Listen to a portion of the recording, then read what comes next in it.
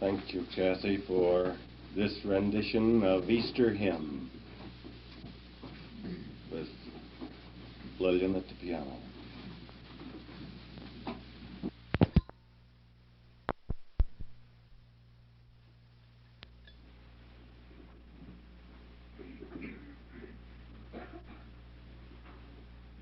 On this Easter day,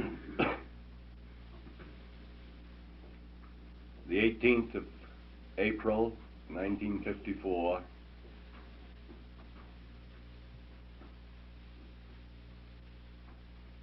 we pause to meditate upon the fact that another year has passed since last we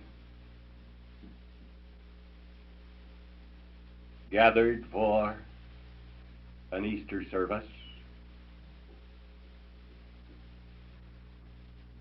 And extending back through the years, we have in many places, individually, paused to consider the significance of Easter Day.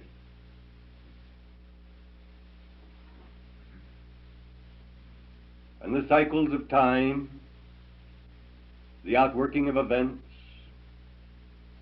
the steps of progress along the way have brought us to this hour. We pause for only a moment to consider in retrospect that which has been,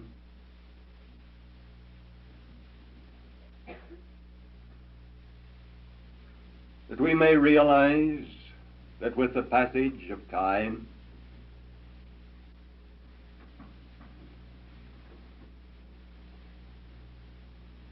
the cycle of our opportunity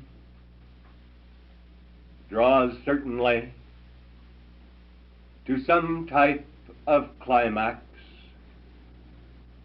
in the outworking of life.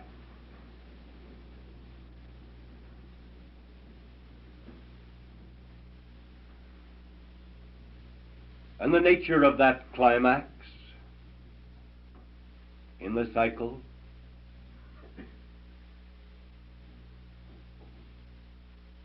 is something which will bring us satisfaction or sorrow.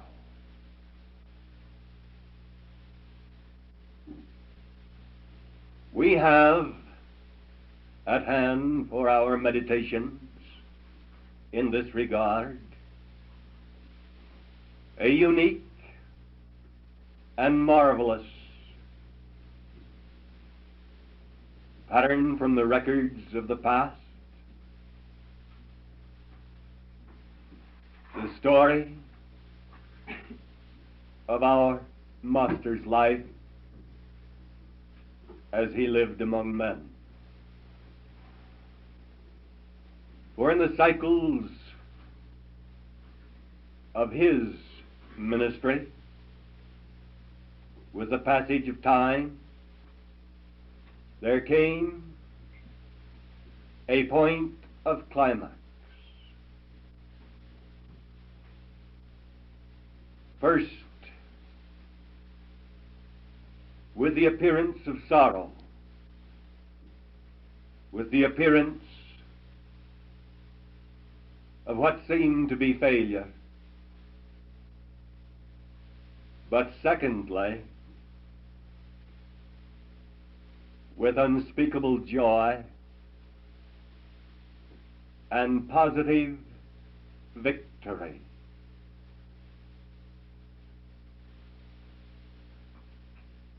This victory emerging out of that which had brought such sorrow,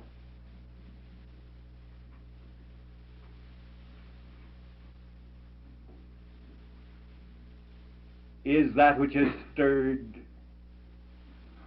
hope in human hearts down through many centuries.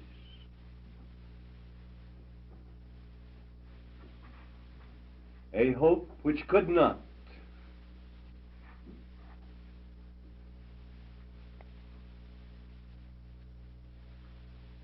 be given form in any adequate sense by the tens of millions who have felt it.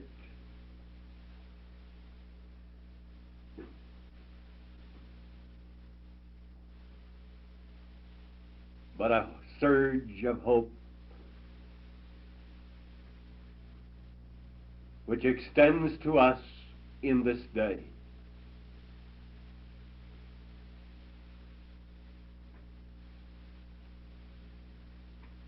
This that has been vaguely felt and partially perceived must, if the passage of time is to have meaning, begin to take form, so that we may develop an awareness of its specific and essential factors, so that we may comprehend the pattern of personal relatedness, that it may for us be more than the stirrings of a sense of hope in the human breast, that it may become for us a conscious recognition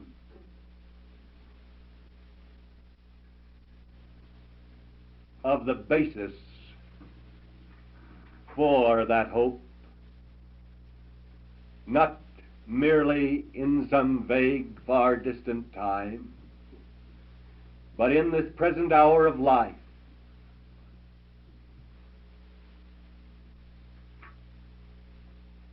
Looking back along the cycles of history, upon the pages which bear the record of so many lives,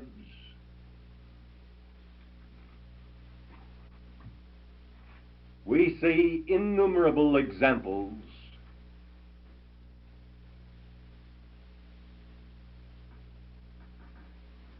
wherein human beings reach the climax of that cycle that was granted in the passage of time.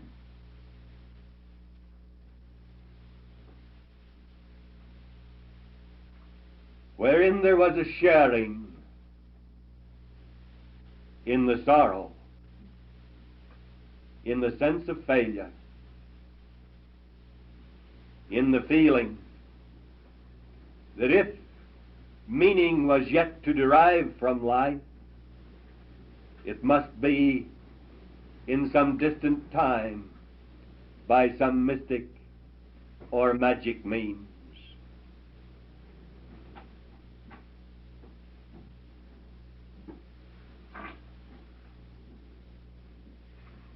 There are not so many examples from these same pages of history which show an acceptance of the privilege of victory.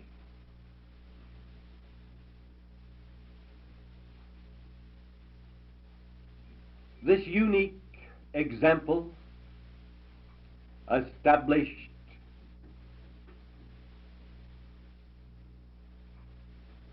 high above all others in the historical record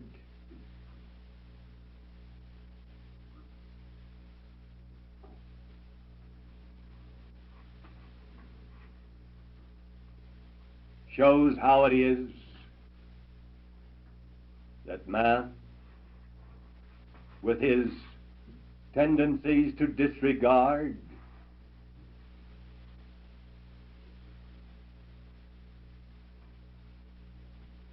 the greater needs of his own being, and to pass through the years with attention given to the surface of things until an hour when it is too late for man to know the victory.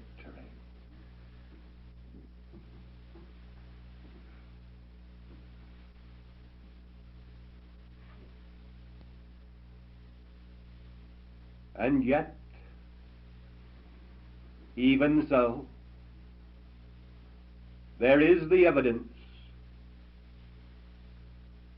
that that which is not humanly distorted, that which is not subject to human limitation, in any case emerges, known or unknown, to continue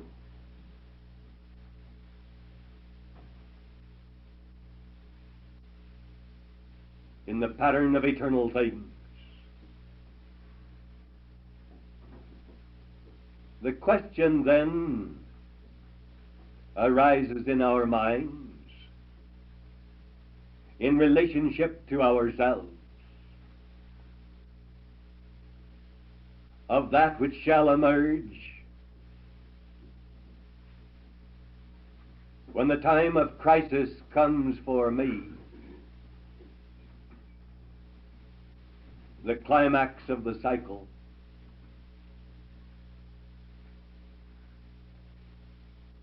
How much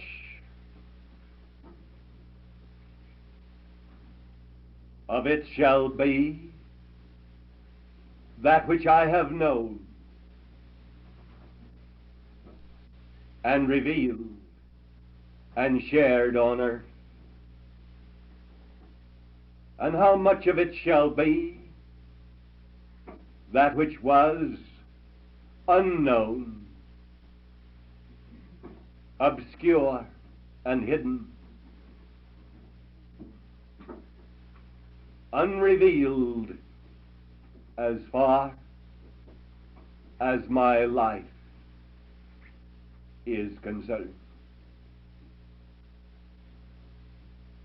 It is not that there is that in any life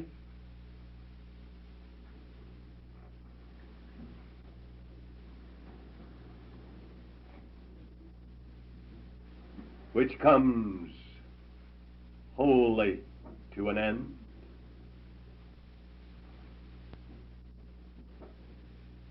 For with each one there is something which shall surely endure and emerge into the cycles eternal.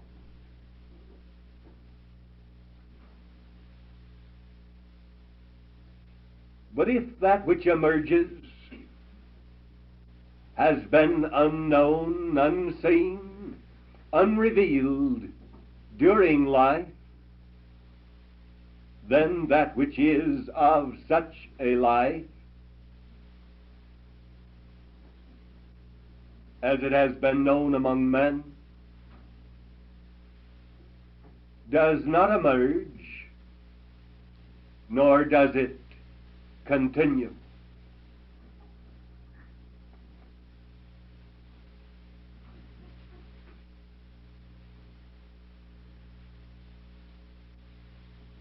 There is that with respect to every life which does emerge.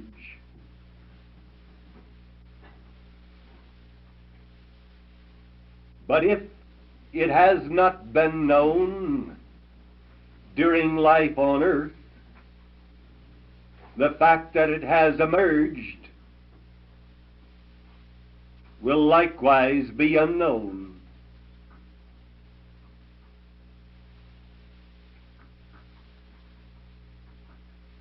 And for the children of men, there will be no evidence of victory, no evidence that the life had true eternal meaning.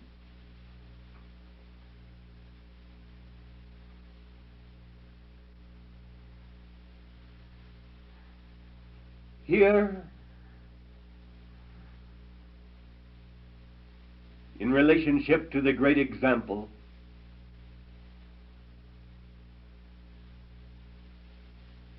we have an opportunity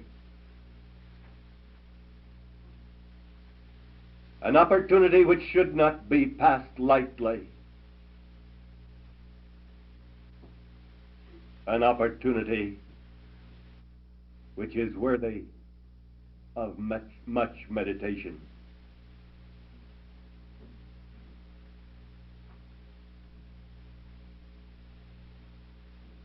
If that which has been revealed in life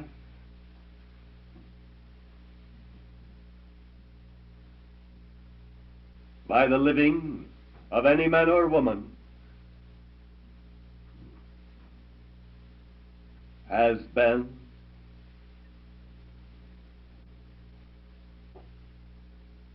of the divine pattern revealed on earth, then that which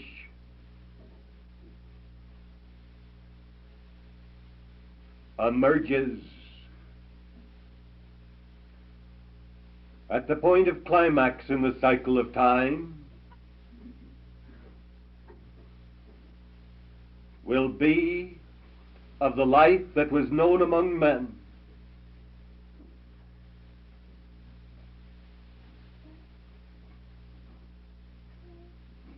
And it will be possible to recognize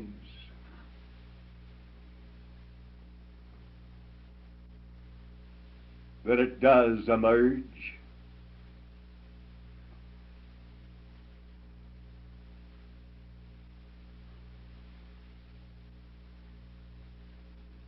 And there is the evidence of victory.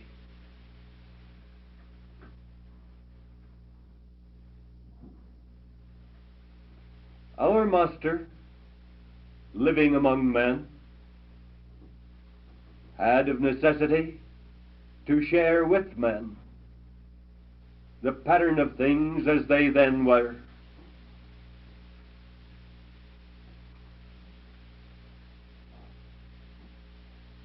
And while he expressed and revealed in the cycle of his life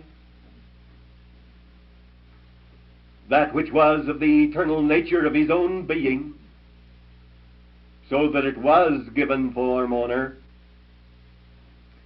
those with whom he was associated provided the body of his being in relationship to the children of men,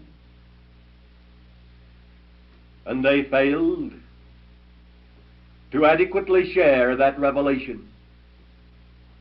So, for the time being, it appeared that what he had revealed was to become submerged in their failure to reveal and to share.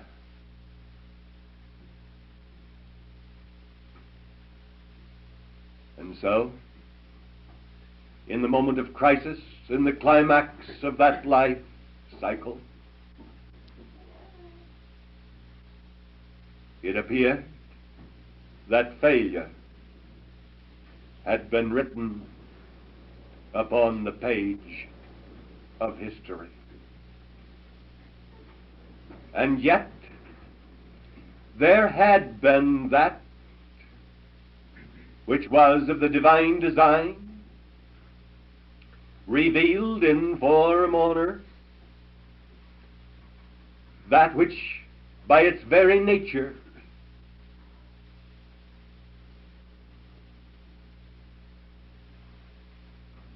could not pass away, but was destined to endure in the eternal cycles of time. It had been revealed. It had been expressed in life. It had been shown forth by word and deed. This, then,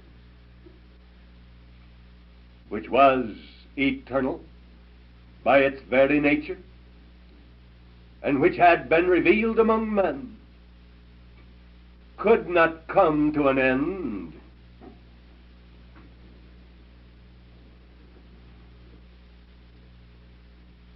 could not cease to be.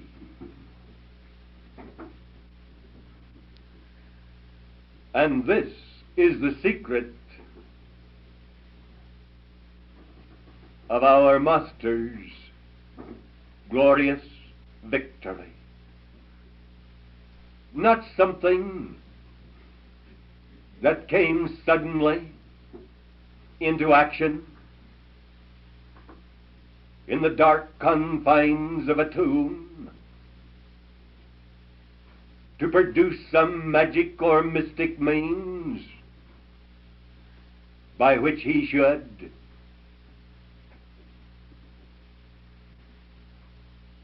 come forth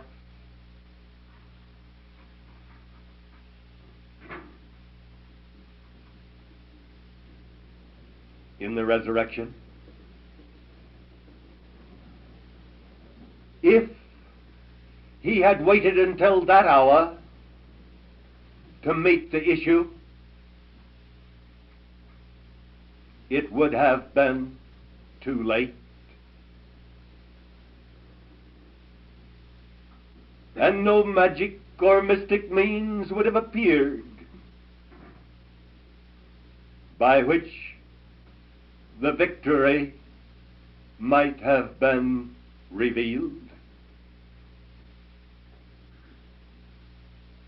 This victory had its form, its patterns of being, extending back through the years of his life. It was something that was inherent in the years of his public ministry.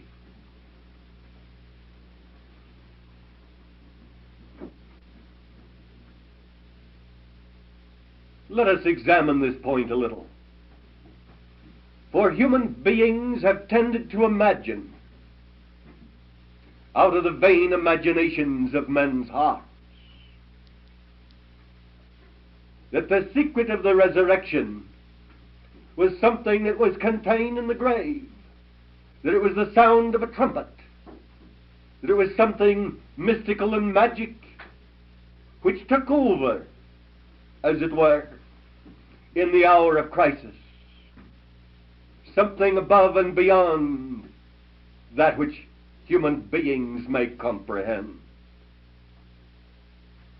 But as long as such a concept is retained in consciousness, man cannot share that victory. Man cannot know that which the Master revealed in the victory. We need, as others likewise need, a consciousness of personal relatedness to that which was at work with him in relationship to the resurrection and the life. Not something which came suddenly from some unseen realm to produce this result. Not something which we cannot know now, and not something for which we must wait unknown centuries yet to come. Here, the Master revealed the secret of the resurrection and the life about which he spoke before the moment of his victory. And how did it appear? From whence did it come? If by some magic means we have no more hope than to hope that somehow, sometime, this mystic magic means will be brought into play for us. And we have no sense of sharing a responsibility in the manifestation of the victory. It is as if God were going to hand such a gift to those of his choosing at some time of his choice, and that man, aside from having made a claim of belief, has little to do with it. This erroneous concept, springing from the evil imaginations of men's hearts, continues to maintain a prison to defeat man and to make his hope to be in vain. Let us note, what was it that came forth, that emerged at the time of this great climax? Emerged that it might be seen and known that the resurrection and the life are a reality. What was it that emerged? It was the personalized manifestation of that which the Master revealed during life.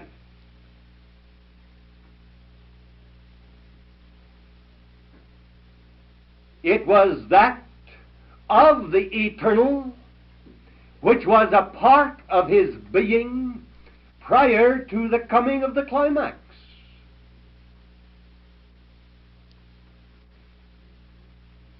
It was that which was revealed in his nature and character, not something different afterward than that which had been known before, but identically the same thing. For the wholeness of the revelation, being eternal in its nature, emerged in the resurrection, and man, no matter how villainous, no matter how degraded, no matter how spineless a pilot might be, could not, by sword or spear, by cross or method of execution, destroy that which had been already revealed. Now, if while we live on earth, we reveal by our lives that which can be destroyed, then most certainly, with the coming of the climax in the cycles of time, that will cease to be. And in such a case, for us, there will be no outer evidence, no appearance of victory, for that which has been revealed is not by its nature eternal. And having been destroyed, that which does emerge will be invisible, even as it was invisible during the lifespan of the human being involved. And here is the secret of the resurrection.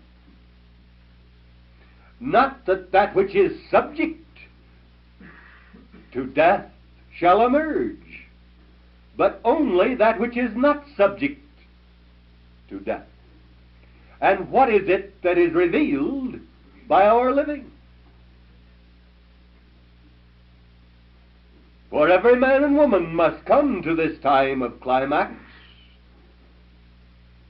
sooner or later. No one can escape it. This climax in the cycles of time was present in the days before the fall of man. The difference was that the man or the woman had learned to reveal in life only those things which were eternal by their very nature. And at the point of climax, there was nothing to pass away. This opportunity is before us in this day, as surely as it was before the fall, as surely as it was for our Lord on earth. It is not to be suggested that any man or woman may emerge into the cycle of eternal things without having to meet this climax. Each one will have to meet it. Always it has been so, and always it will be so, regardless of the state of the world. This must be faced by each and every one. The point is,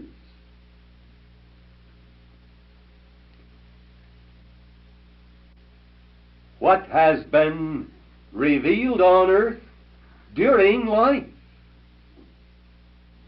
with the passage of time that leads to the great climax? Is there that adequately revealed when segregated from all that has been revealed, that it may be in some sense seen or known? Or, coming to the point of climax, when it is too late to do anything about it, will we find that most of that which has been revealed in the living of life must of necessity, by its very nature, pass away? If during life on earth we learn to reveal in form on earth that which by its very nature must endure and cannot be destroyed, and if we give any degree of wholeness to such revelation, then at the point of climax there is little or nothing to pass away, and there is evidence of sharing in the victory. But he who thinks to share the victory after his body is dead deludes himself, for then there is no means by which whatever victory there might be may be seen and known among men. And if it be not seen and known among men here on earth, of what value is it? For that which emerges in such a case into the invisible realms is no more than that which came from the invisible realms, and during the life of human beings was not seen or known on earth. Therefore, there could be no consciousness of anything emerging. It was not revealed during life, so how could it be revealed at the time of the climax in the cycle of life? This secret is clearly revealed in the life of our Master, and in all the pages of history.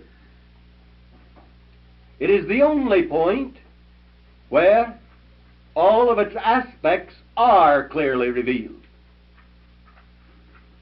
There are hints concerning it at other points, but nowhere else were all the factors given for where they might be seen and known of men here on earth. This, then, is of utmost importance to us, and we can see in a new light the value of rebirth, the necessity of becoming a member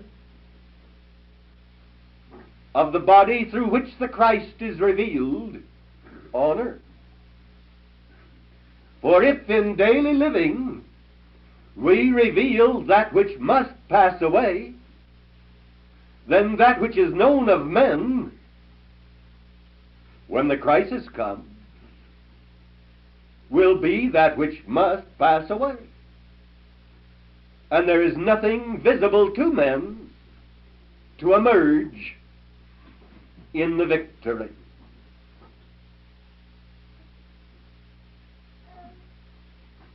Think not that any can escape the crisis. It never has been so, with any man or woman who lived on earth. It never will be so in any time to come. Each must face that crisis in his appointed time, soon or late, as the case may seem to be. But face it, he must. Our master did. But that which was of the outer appearance, that which stood out in the body of form to be seen as the crisis approached, was not that which he had revealed. For with the gathering of events to a point of focus, that which others were revealing became the cloak, the outer appearance, the form of things to be seen. And that which he was revealing was well nigh submerged, well nigh lost under the cloak imposed by self-active human beings. And in that hour of climax, the air had to clear. Something had to pass away. What was it that passed away? That which human beings were revealing, which brought on the crisis at that point? Yes. That which the Master had revealed himself to be, in actual fact, the revelation on earth in life of eternal things. Could that pass away? Was it some mystic magic thing that suddenly appeared within the tomb to take over? Ah, no. It was the fact that that which he was before the crisis was a revelation of that which by its very nature endures, which by its very nature could not pass away. It was with this that he was identified in himself and in the consciousness of others.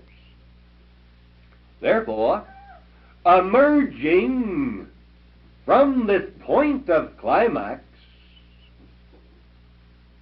there came forth the revelation of that which human beings had known before. They had had an opportunity to know its character. They had seen it in its form, the things that endure. They had recognized that form as having identity, and having seen it before, they recognized it after, when it was shown that the things that are eternal cannot pass away, that by their very nature they must endure. So, with respect to any man or woman anywhere at any time in any generation, if he or she shall truly reveal on the basis of identity, on the basis of form, in consistent expression here on earth, that which by its very nature must endure, then out of that crisis, that climax which must in season come, there will be emerging from that crisis the evidence of victory in a form which human beings can see and recognize and know. He who hopes for some magic working by which he may emerge is asking God to give eternal life to that which must, by its very nature, pass away. And such a thing cannot be. If you, the human being, become identified within yourself and in the eyes of others round about who have the capacity to recognize and know, if you become identified with that which endures and cannot pass away, then, emerging from the climax, there will be the evidence of victory. How long and in what fashion that evidence will remain in form on earth, visible to the children of men, is not for any human mind to say. Our Master himself so remained for only 40 days, in the form that was right and proper for him. And yet we say, for only 40 days? What is this thing then which we share today after the passage of 19 centuries? Is it not the same? Is it not this that he revealed that we are asked to reveal? If we have no personal relatedness in and with it, if we are not identified by that with which he was identified, how think we to endure? And of what value will be the passage of the years that lead to the climax?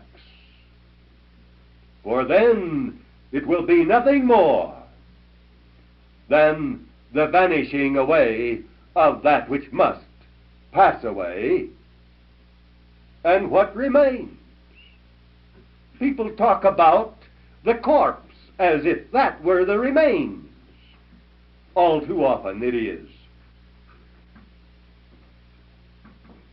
But there should be something else remaining.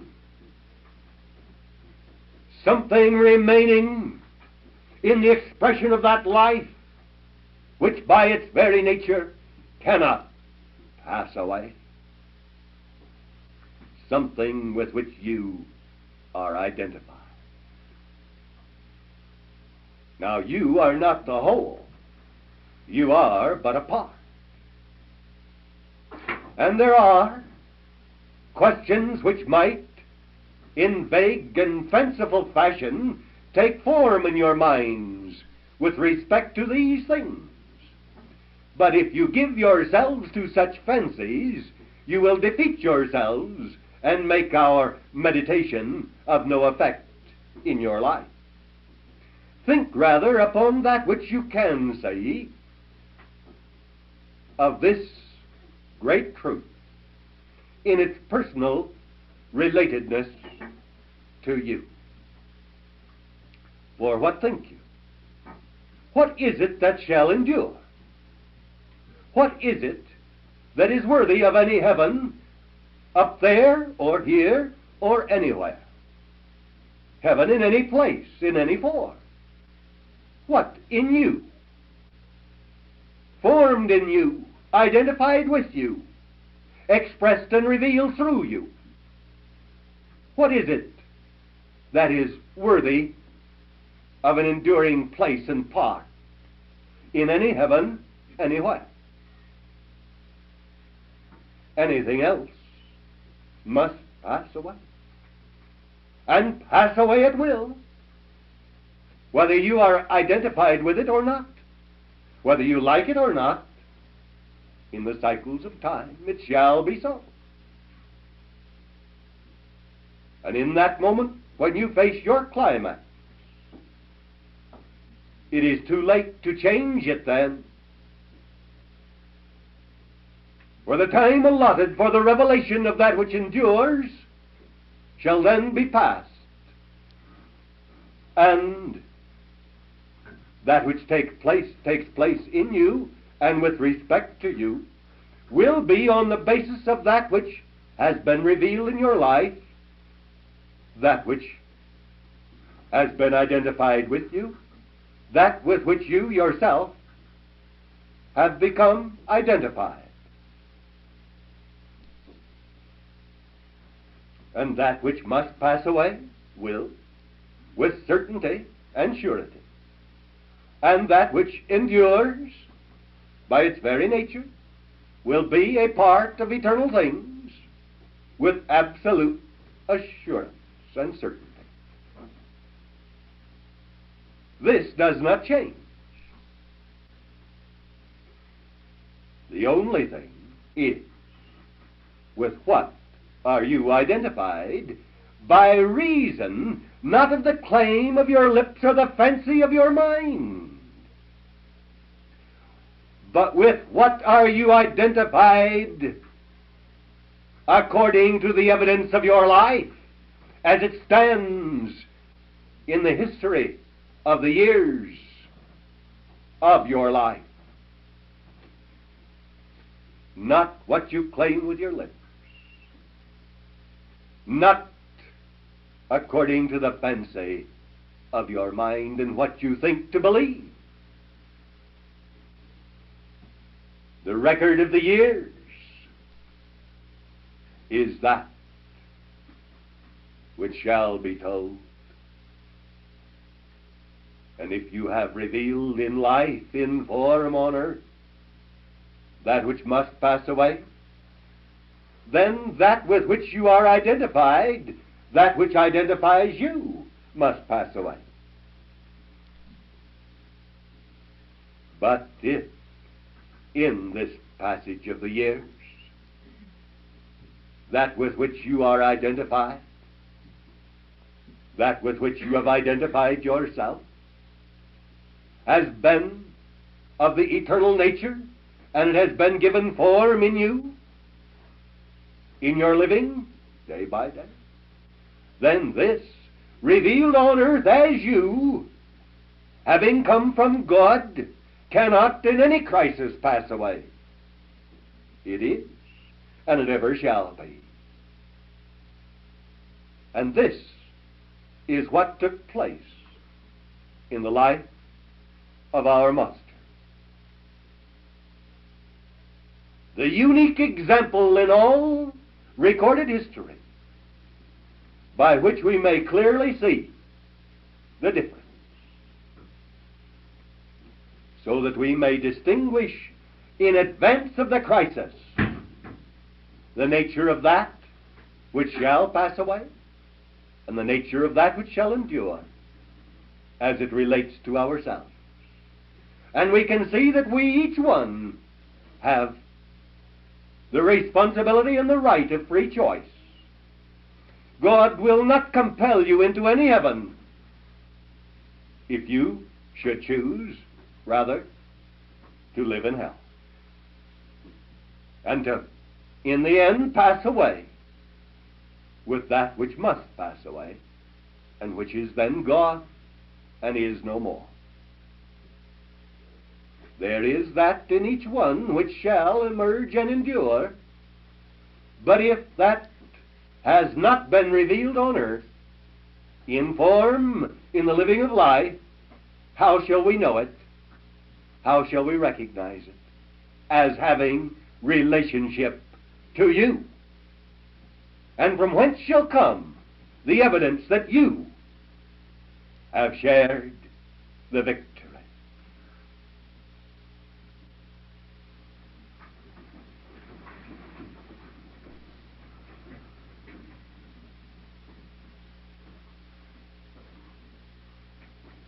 Our gracious Lord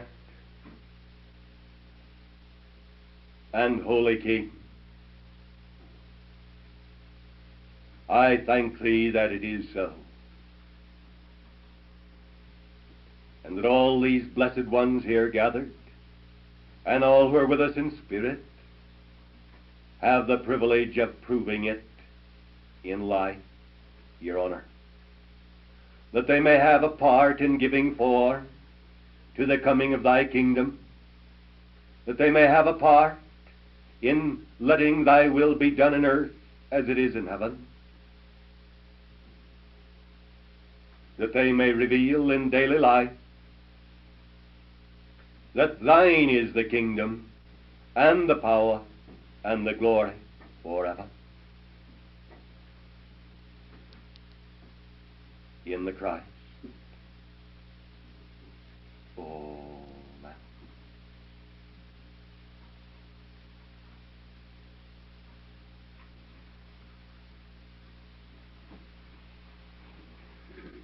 And now, in quiet meditation and in radiation,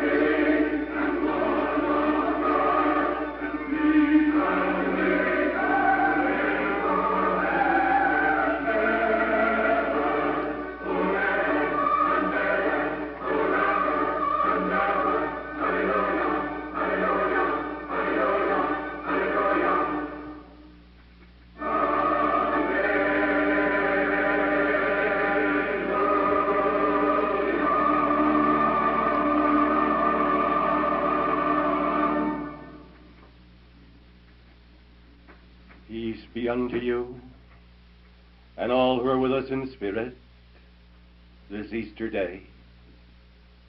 And as you behold these beautiful lilies here, so remember the spirit of those who respond, that we may so let the light shine, that all who will may be blessed in the spirit of the living Christ. Oh.